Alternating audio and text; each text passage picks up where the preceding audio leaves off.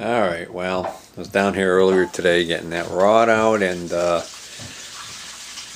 memory on the card for that other camera filled up, so I don't know what point it shut off. I won't know until I do the editing. But I had a heck of a time getting this rod out because this was rusted in there. So I'm glad that I have that out now. I'll be able to take that whole thing off. All I have to do now is drop the temporary bracket that I put on there, and I'll give that a good scrubbing. But it's late Sunday night. It was a long day today between working here and then went swimming this afternoon with the boys. So, and I had to get up really early this morning to pick up the wifey at the airport, so I am beat. It's just about 9 o'clock and we just finished eating supper, and I'm ready to fall asleep. Well, here's a look at that groove, and you can actually see this. Some areas aren't as bad, but there's this nasty gooey grease in there that is what's causing a lot of the binding up, I think. So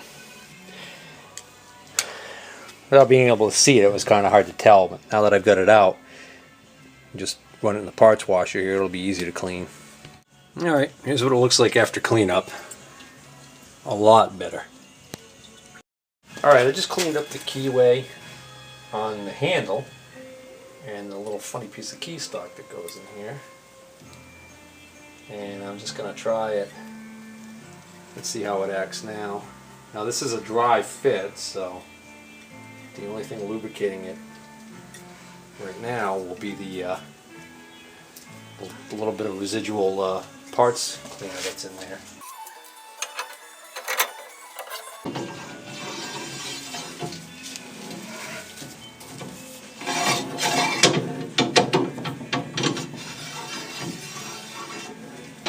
Works real well. Where it sometimes seems like it's getting caught up is really just the handle gets cocked a little bit and catches, but that should be alleviated once I have this all mounted correctly. Alright, so now, as long as I can get this rod back in to the little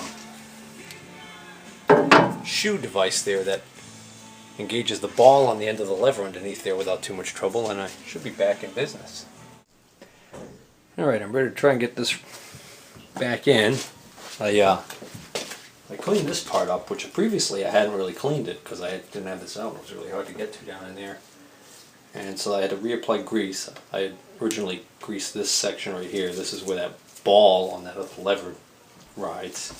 And I didn't really see any way that was going to get lubricated in the future. So I figured it wouldn't do any harm to have a film of grease on there for a while.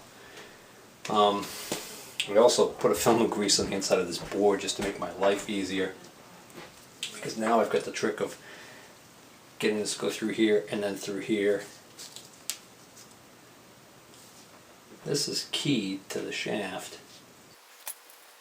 Looks like the key needs to face towards the rear like I had it. Not far enough in to be sticking out the back side yet, so I need to tap it in a little bit. Son of a...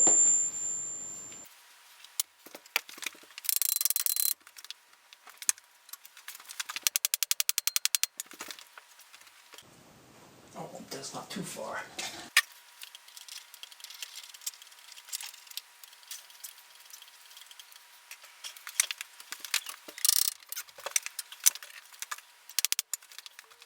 Oh, you stinker.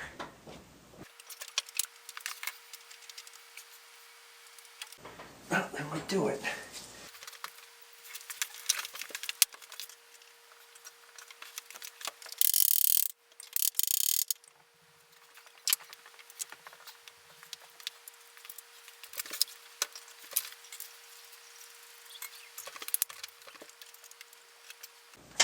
Alright, that's back in.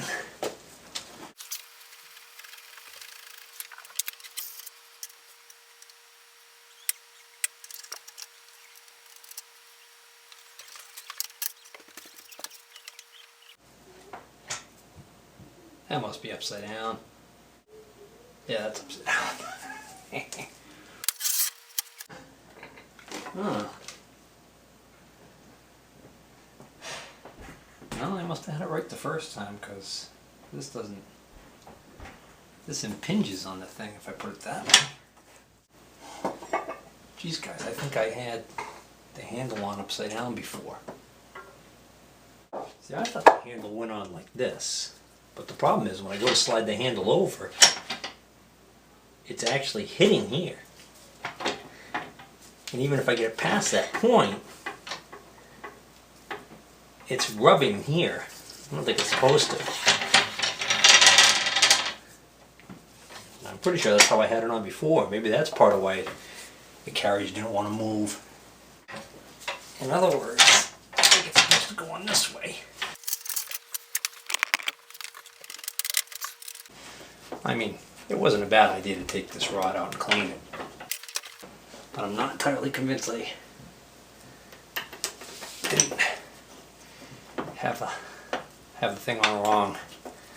If I had it on upside down, it would be rubbing like crazy and binding this up. There we go.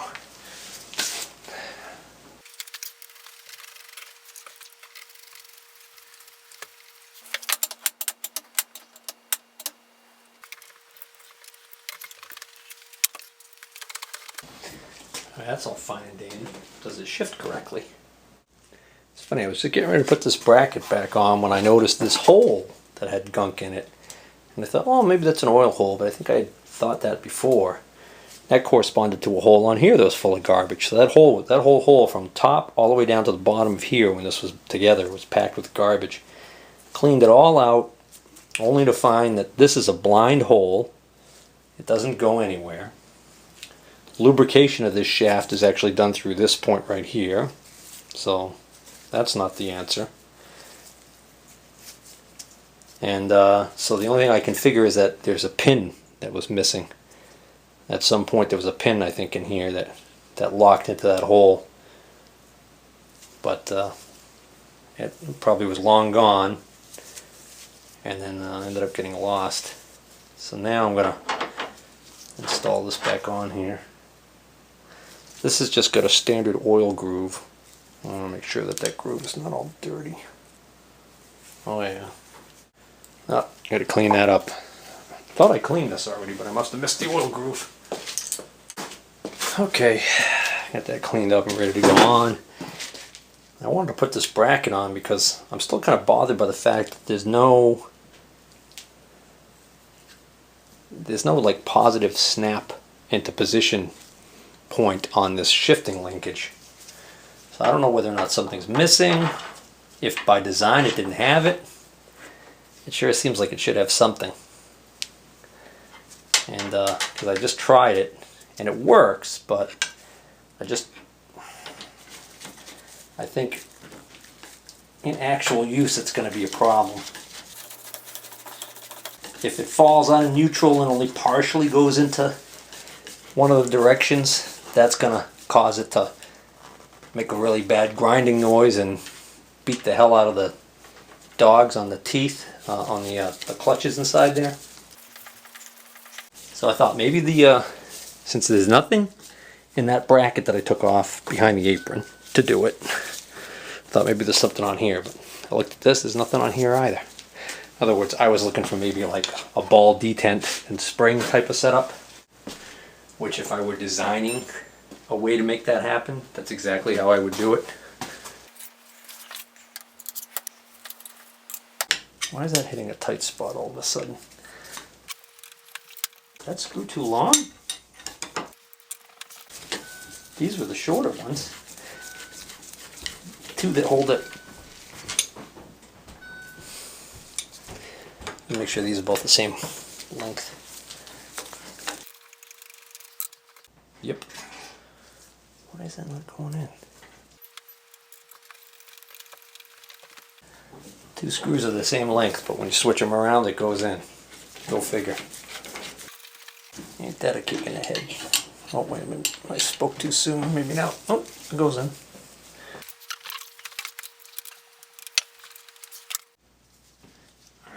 move the carriage up this end so I can reach the lever easily and reach this. So if I turn this outer shaft right here, this simulates me driving the input shaft to the gears. And so you can see this outer gear is now turning in the same direction that I turned the shaft. If I pull this lever all the way up, it now is in reverse.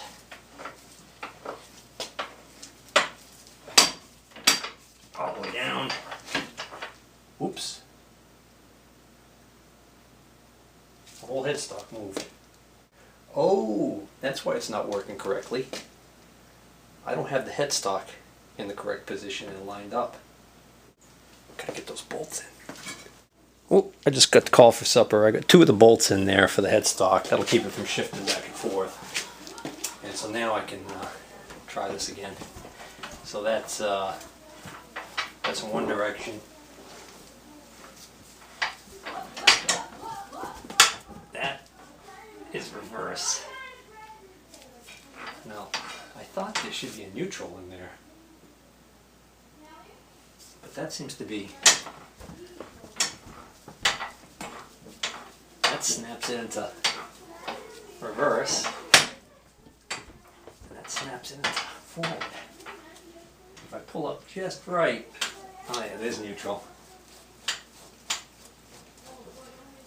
It's precarious, to say the least.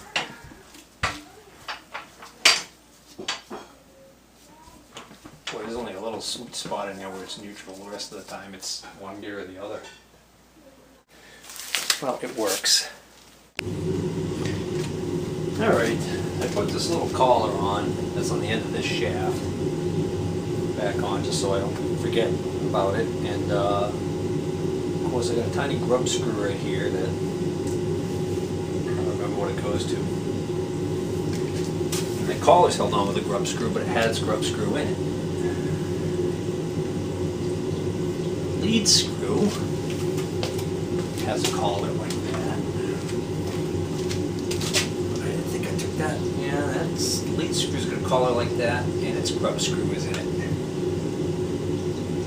Well, that's the bar on the bottom. That is my answer right there. Lead screw. So if let's see if I engage this. Oops. This around. Yep. Oh, I took this grub screw out because I was thinking if I could get this collar to move over, then I might be able to sneak the felt in. Remember that felt that I wanted to do? I have doubts. We'll do that. Yeah, give it one shot. Yeah, I think that collar's too tight. Let's see if it turns. The collar's really tight. Actually, I think that moved. Yep, I think that moved. I can see a line here. Almost looks like this should be out this way further. And it almost looks like I can see an indentation at the end of the grub screw it's supposed to sit in. And it looks like it's not centered in the hole. And actually that's just there's just some dirt in there. Yep, dirt. It doesn't tell me anything. It's funny, I could see the back of that slot.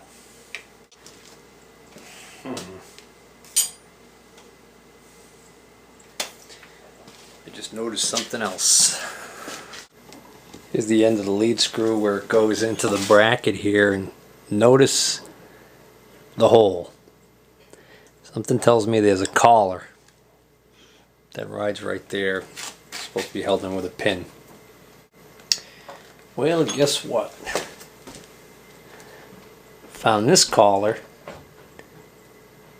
in a container with SIP drill press parts. I think I accidentally put this in with some of the SIP drill press parts because It's the right diameter to fit over there. It's got the pin. But the interesting thing is, it won't fit. But there's all the dirt and grime just like the lead screw had on it. So that would indicate the lead screw needs to go this way, which corresponds with what I noticed on here. There's that discoloration right there that makes me think this collar is supposed to go out this way about an eighth of an inch at least, which if this collar moves out this way that far, then the lead screw can go into the box further, which will open up that gap at the other end, allowing me to put this collar in more than likely. And also, well, I was going to say also, that'll bring that end out further because I thought maybe it wasn't sticking out far enough, but actually is already proud of that. Uh-oh, got a problem. I went to put this on. The first thing I noticed was that it stops dead right there. It doesn't go on any further. Thought maybe it was just hanging up on a burr or something, but I don't feel a burr. Also, if I take this and I line it up like this, I can clearly see that this hole is too far over. There's no way that, even if this were to be able to slide all the way on there, there's no way I would be able to slide it on far enough to get these holes to line up so a pin could go through.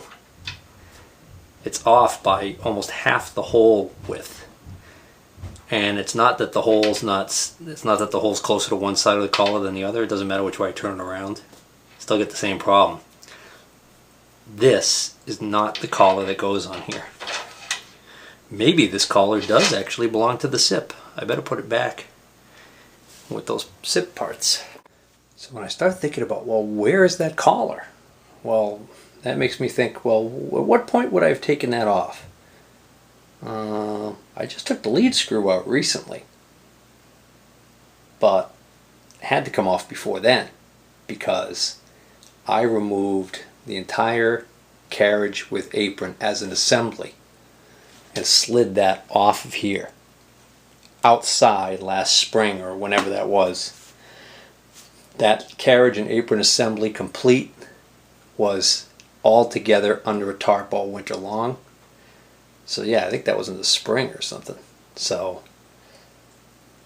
I took this off when I took this bracket off.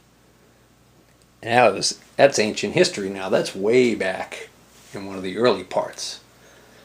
So hopefully that's over on the shelf with all of the tapering jig attachments, tapering jig parts. I think I've struck pay dirt here because I had this coffee jar over there where I had the tapering jig stuff on the shelf, and I got a handwritten note to myself that was in here. Vernon taper jig ? So I knew that parts of the tapering jig were in here, but yeah, that's the handle to tighten down the tapering jig, the jib, the pin for the tapering. There we go. Look at that. There's a pin. There's a collar. Oh, that's the threaded collar. That goes on the very end of the, there it is. There's my missing collar. Yeah, see, that's narrower than the one I was trying to put on there. Alright. Got my collars cleaned up. And I got my pin. And this is a tapered pin. So basically you try it both ways and see how that goes in pretty far that way, and if I try and put it in the wrong way, what ends up happening is it doesn't go in very far. So I know it's going to go in from this way, and then the same thing on the collar. One of the holes is going to be larger than the other, so that goes in pretty far that way, and it doesn't go in that way. So I know that I want this hole on this side. Last thing is, can this go on either way, or does it get flipped around? Well, no, it can't. I can see that the hole is closer to this edge than it is to this edge. So one of these ways it's not going to work, and the other it will. Well, interestingly enough, that doesn't even want to go on that way. Will it go on this way? Ha! Look at that. Almost like they designed it that way.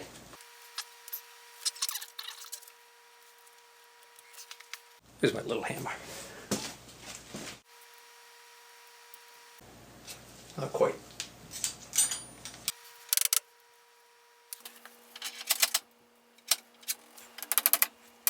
Now, I'm not going to drive that all the way home because I can do that easy enough after.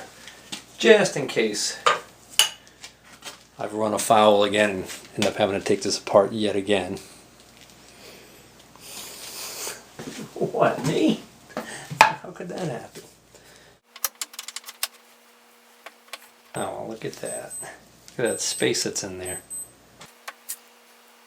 What the hell's that all about? For that space to go away, the lead screw has to come back out this way, meaning that what I got going on here is wrong again. Wrong again! Yeah, I gotta say, I don't think this was sticking out proud of this. I think this was flush with this over here, and you can see that's out over 1/4 of an inch. But what's weird, get some light on the subject. What's weird is that when I move this whole lead screw out that way to make that happen, there's going to be a space opening up in here, which if I move this collar over to compensate for the space, that's going to show that mark that made me think that this was not in the right position. So, was there a spacer in there that I missed? I don't think so. Alright, so theoretically there's nothing to keep the lead screw from just going down that way if I just tap on the end that's sticking out over here.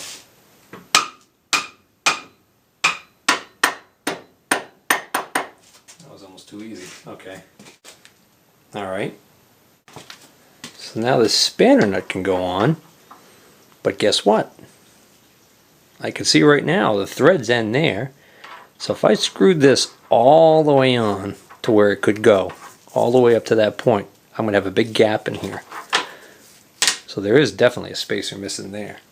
Alright, so now I must be missing a spacer that goes on the end right here. Because with that in position where it can go, where it's supposed to be, this, if I screw this all the way on,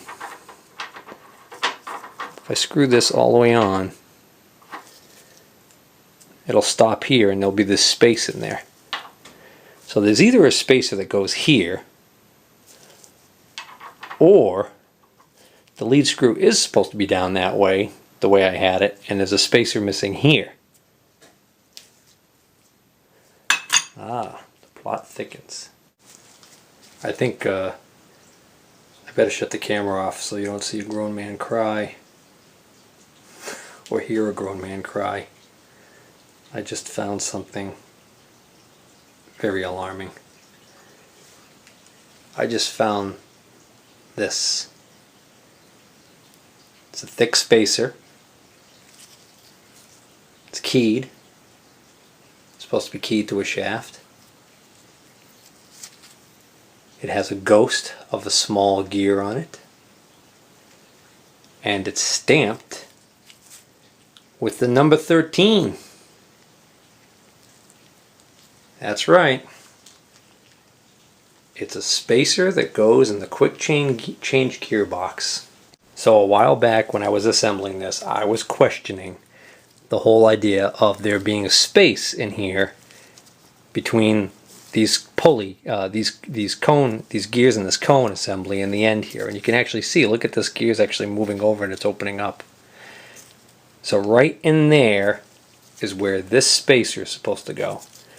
And I can tell you right now that when I take this out, I bet you that gear is a perfect fit with this ghost image on the top here. Plus it's got the 13 stamped on it, so I know it's for this lathe. So that spacer goes in there. That tightens up this. Now, that doesn't necessarily change the whole deal with the shaft. That doesn't mean the shaft has to come back down this way, because there's space in here to get this in here. What it does mean, though, and what is the reason why I'm going to have a cry, is because it means I've got to take this darn lead screw out again. Well, hopefully the lead screw will want to come out a lot easier this time, because I did all that prep work on it last time before I put it in. Now, the carriage is designed to be able to move up and down the lead screw when the half nut's not engaged. So I shouldn't have to remove the carriage to slide the lead screw out, as long as I have that end bracket off, which I took off already. The other thing I was just thinking was, wouldn't it be sweet if I could lock the half nut and try and actually, sure enough, it's pulling it right out. Boy, do I feel dumb. Could have used that during reassembly, that's for sure.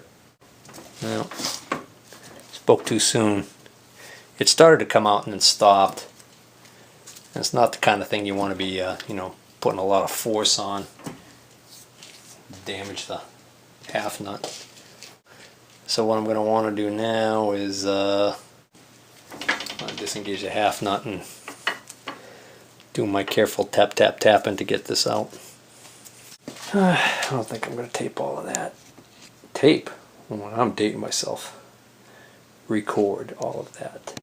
Oh, by the way, my newfound trick of using the half nut lock to pull the lead screw out does work after all. I just had forgotten about the fact that I could only go so far before I had to make sure the keyway was lined up. The key stock that holds these locked to the shaft has to line up with that groove in the casting here. So now I can actually get that to pull this right out. It's coming out nice and easy too. Not forcing anything. Not putting any undue strain on the half nut.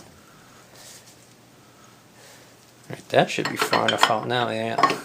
Just gonna say, it should be far enough out that some of the gears should start to. Got the bottom shaft in there, so I can't pull these gears out, but I don't think I'm going to even bother pulling them out. I think I can work with this the way it is. Some of these smaller ones will be able to come out through the top. These two are small enough to fall out through the bottom, even with the shaft in there, so I took those out. Now that gives me enough room to tilt these. I'm putting these down exactly the way I'm going to put them back on, because I remember when I was putting these together that when I had them facing one way or the other, they would go on better one way than the other. So there's my spacer. I know that this has to face out because it's got the ghost of the teeth on it. Space is a little tight. On.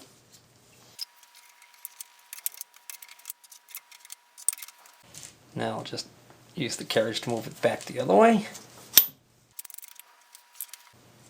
Next.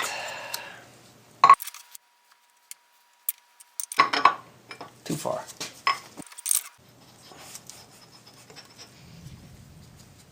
Ooh. Thunder. We've been under a severe thunderstorm warning and tornado warning, or tornado watch, all day today. The first batch went through already and left us relatively unscathed. But I hear some loud thunder now.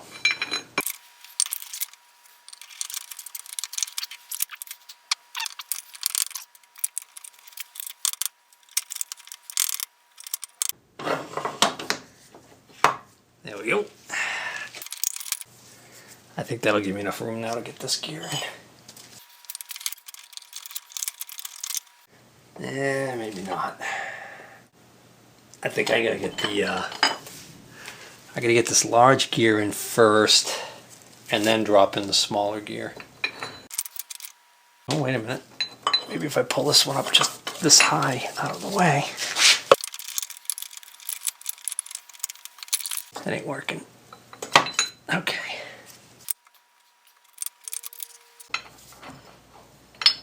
Uh-oh. Flicker of the light.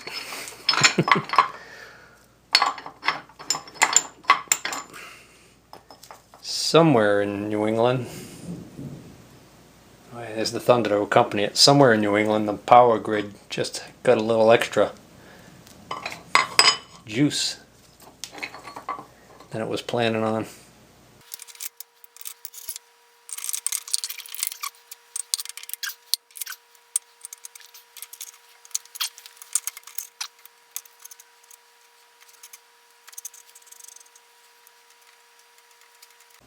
I'm rocking it back and forth because I'm trying to find the keyway now. That must be it.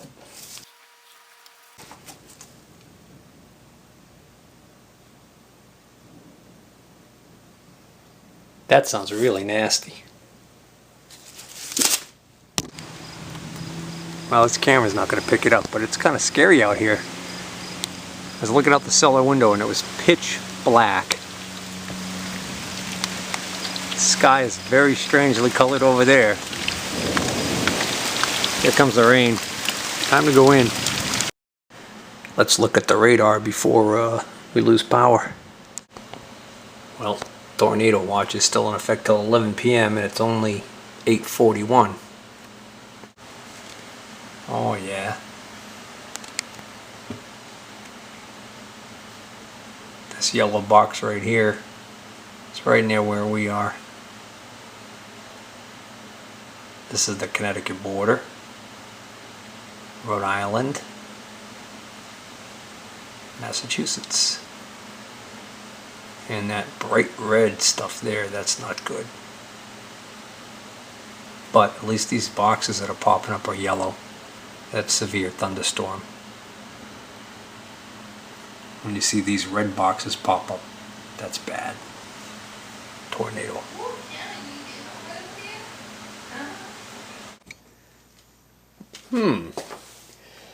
Got a little issue here. Didn't realize that the key stock had moved out of position. So it's actually riding way too high. So that's not going to want to go back in. So I'm going to have to pull this back out. And then also, it occurred to me that now that I've got this method of using the carriage to actually move the thing in and out with such ease, that maybe I should reconsider putting that felt in. I had given up on the idea of putting the felt in, so I was having so much trouble with this before. But I had also thought of an idea how to handle that. Alright, so the felt's actually going to be in contact with this area right here. And I know that the felt can't be any longer than, well, that span inside the housing there. And I know it needs to be doubled up because the felt that I have is thin. So I thought, well, what if I make a strip of felt twice as long as this, fold it over, and what if I run a thin wire through the hinge point and then use the wire to actually pull the felt through the slot. It's worth a try.